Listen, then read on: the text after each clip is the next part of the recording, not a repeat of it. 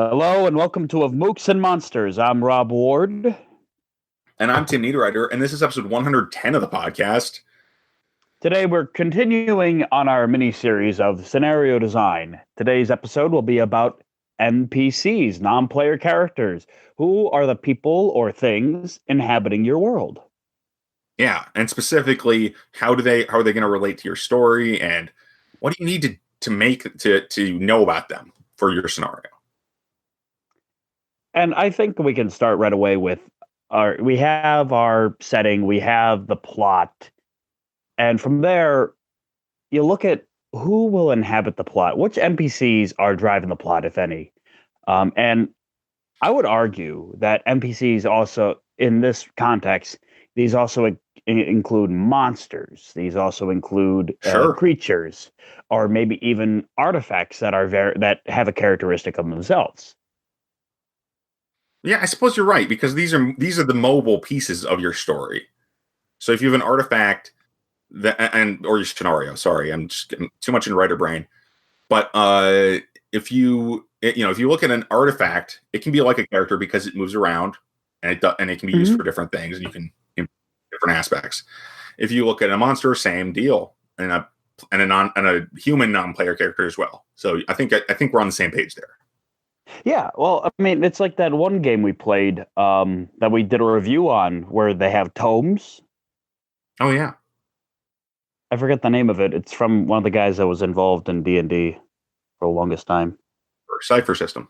Cipher System, that's what it was. Yeah, we reviewed that, and in that game they have tomes, and they're such an important part of the game. They take on there's an entire section about them. Yeah, but so I would say first, when you're creating characters, you can definitely have a centralized plot. Number one, create the ones that are important to the plot. Something they all center around. Yeah, something the characters are going to revolve around. And if you don't mind me saying, I'll just go out and say that, like in some classic film, like the Maltese Falcon, it's really simple that the Maltese everyone wants to get the Maltese Falcon. You put it in crass terms. Absolutely. And from there, I actually ran into an incident. I didn't have this character fully fleshed out when I ran a game recently, and their threat was kind of lackluster. Because I've had I didn't have enough time. So with that, you have the characters that are most important to the plot, and then you got to make sure that they have some sort of characteristic that distinguishes them from everyone else. And I would argue that it should not just be visual. I would argue that, give them some sort of personality quirk. Yeah, and there's in the world of writers, there's some really good advice on this, which is when you're creating characters, tag them in multiple ways. So and personality quirks more than just a tag a lot of the time. But tag them in something, in a habit or personality quirk. Something visual is helpful for people to remember them, and those two are the main ones. But there can be other ones too. Yeah. And when you're inhabiting that world, tagging people with that. For instance, in the game, I'm going to be using the Call of Cthulhu game I'm running right now because it's most recent on my brain. One of the people I have is this Serbian wildlife dealer that's really shady, and he's a bad dude, but he's very nonchalant, and he also speaks with us, with a heavy Serbian accent. So Lazar was very much, he does not care. Lazar, it come in, the elephant, the ba, he buy it for me, I do this, I do that. And it was actually pretty, it was one of the more noticeable characters in the thing, because all you really have to do is just an attitude and some flavor with him. Right, and attitude and speech patterns are really important, and they usually go together in some way, or they can be you can be make a character more memorable by subverting what you'd expect with the speech patterns and tone. Oh yeah, So like if yeah. you had a guy who was actually kind of whiny, but he's or like everything he said was a complaint. So he's whining, but then he's also kind of a surly, gruff dude, kind of like the guy you're talking about, surly or like relaxed in some way, but he complains all the time. Kind of like an Eeyore or Yeah. It reminds me. There's a couple of Paulie from The Sopranos is a lot like that. He's, what do I gotta do this thing? It's blah, blah, blah. He's always bitching and moaning. So is 30 Dozen. There's that one character that John Cassavetes plays. He's every single scene. He after the Lee Marvin talks, he's like, "What do we gotta do this thing?" He's always just blasting off. It's like, oh my god! But he's so likable as well because he's just this pissant. Yeah. Or even Who Framed Roger Rabbit, the baby. I don't remember that character. He talks with this like thick, heavy Brooklyn accent, and he's, God damn it, Roger, why we gotta do this damn thing? Oh, okay. Yeah, and it's just funny because he's this, very misogynist, cigar smoking baby. Okay. Yeah, that's ringing a bell. The appearance is of a cute little adorable baby. But the voice that's is the kind of thing that's really gonna make a character memorable, even though it didn't work for me. I guess I must have seen that too long ago. Yeah. In that particular case, like I'm sure I'd remember it if I'd seen it more recently. But yeah, there's all these little things you can flavor with a character, and all these things that can really add depth to the character. Also, the old actor montage. What's my motivation? Mm-hmm. Motivation is really important for characters that are going to take any action in your story, in your scenario. So that's really interesting. As that's almost the most key element, really.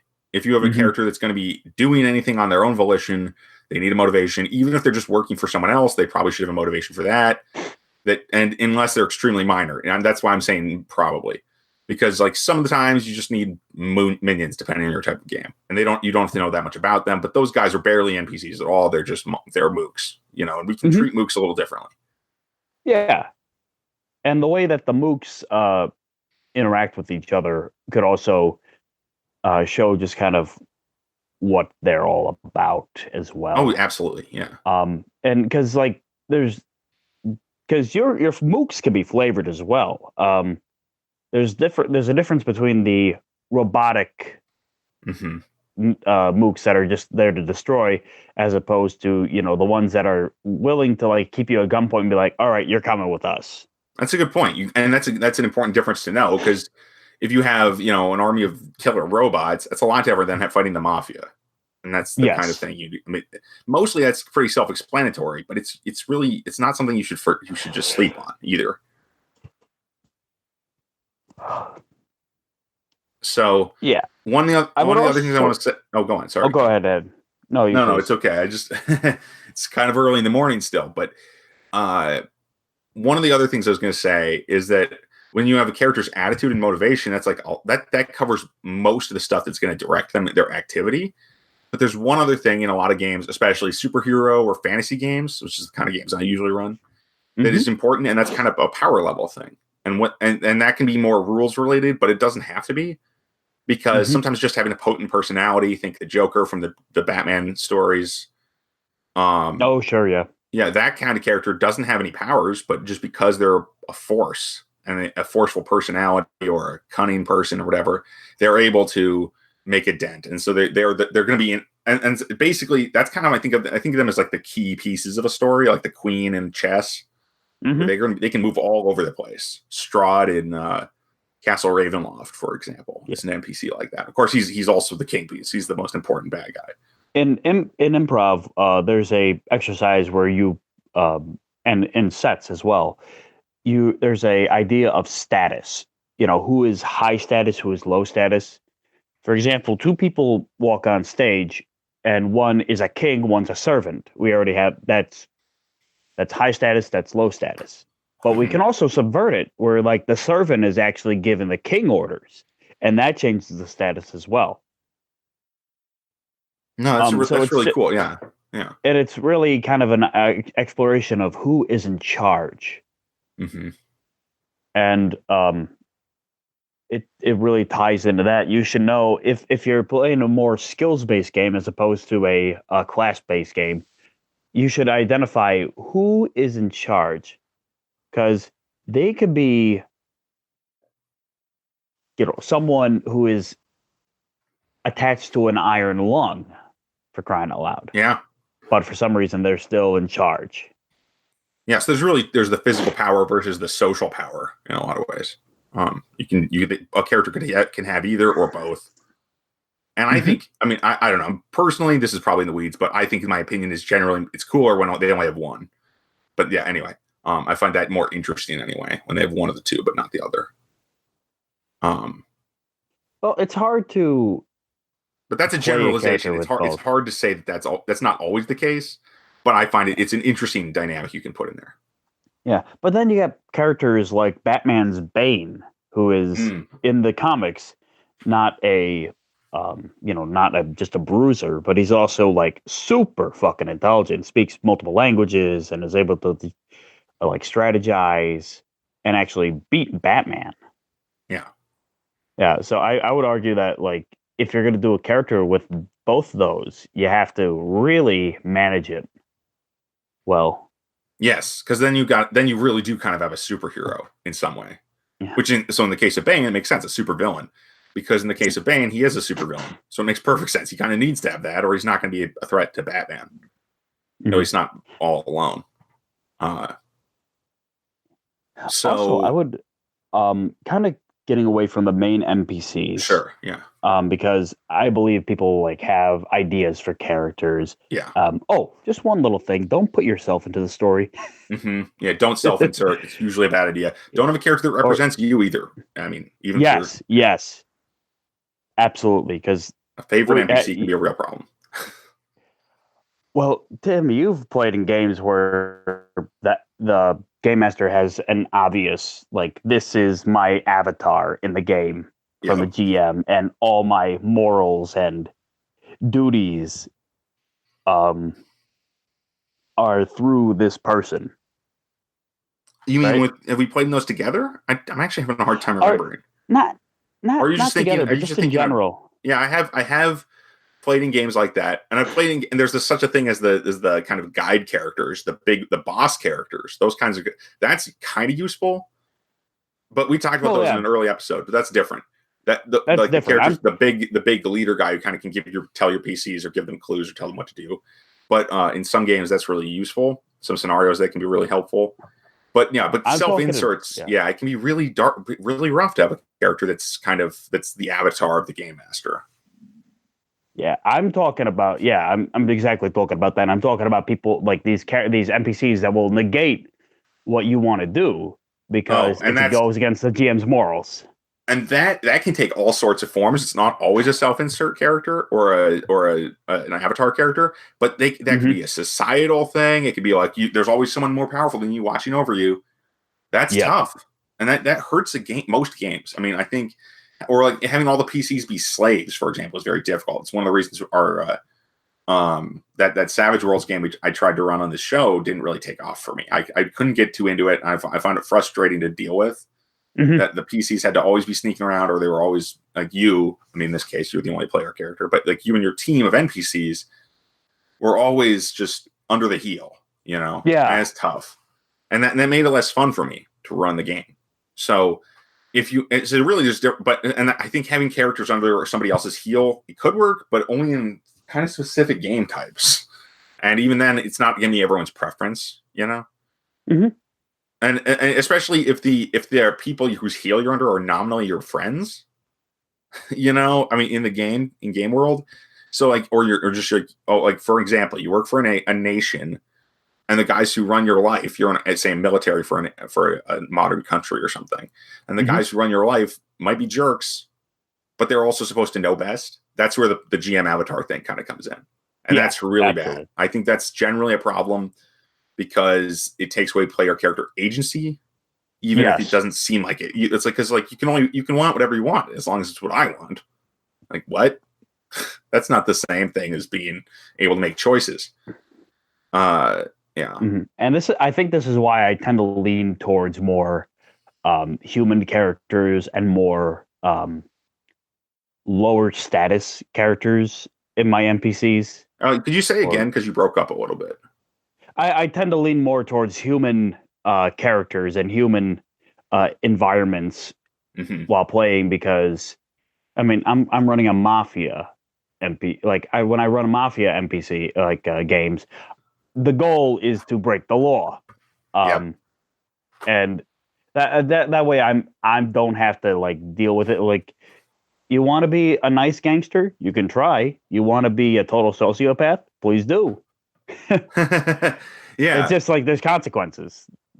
Yeah, and that's but though in the case of a mafia game, you could still do this. It wouldn't be the cops that would be the heavy arm of the law in your game, though. In this context, it would be absolutely the other mafia guys who are your bosses.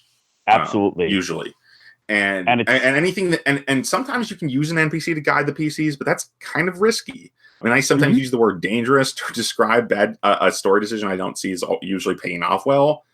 And that's in a scenario. That's what I think it is. And creating NPCs to guide your player characters, great. But creating NPCs to railroad your characters, probably not so good. Nope. No, I mean, railroading, basically bad. Yeah. We've talked about railroading on the show and how much we hate it, and because we've been in scenarios where we've been railroaded, and it just sucks. It just sucks. Yeah, sucks. I think characters are actually pretty self-explanatory. Honestly, this is the part of the game where it's like, once you know who has to be there, once you know what you're going to do, how you're going to portray each of them, and how you and also how they and one last thing, react to things. Yes, how they react to things, their motivation as well. These are those are really the three main things. It's like, who are they, what drives them, and what can they do? You know.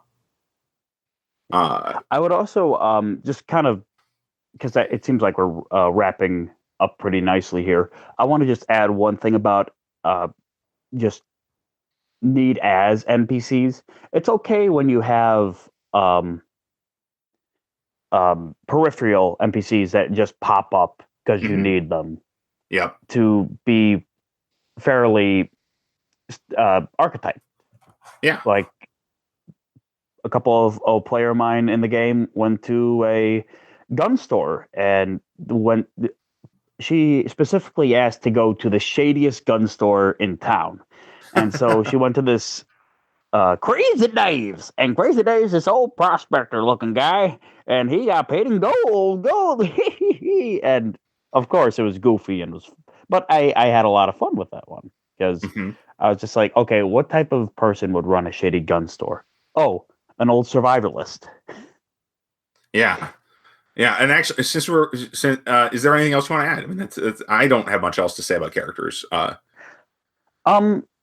think once you identify that plot, make sure that the fill in those roles that connect to the plot. What their mannerisms are, what their motivation is, how they would react to things, and then kind of go out and place in peripheral NPCs as needed, or things that really emphasize that add to the story. Avoid putting yourself or your avatar in the game, because no one wants to hear that. No one cares about your morals. Or about what you want, where you want the game to go, really. Yeah. I mean, if you're a good NPC, if you're a good game player, game master, your PCs should be following a path, thinking that they're making the path instead of you laying it out for them. Exactly. Yeah. Yeah. They should not feel like they are being railroaded into a certain direction. Yeah, that's never fun. That's basically the concert of plot and character leads you into the possibility of railroading. So this is where you work to avoid that. And it's more, that's often more on the play side rather than the design side, but it's important in design as well. So, yeah. So this has been of Mooks and Monsters. And you can find us at mentalstellarpublications.com. I'm going to do the outro because you're breaking up a lot. Sorry. If you don't mind. No, it's okay. You can find us on Twitter, where I'm at TNeedWriter, Rob's at StageHat, and you can find us on Facebook. So, did I say? Yeah, you can find us at mentalstellarpublications.com. We're hosted by Libsyn. Thank you for listening.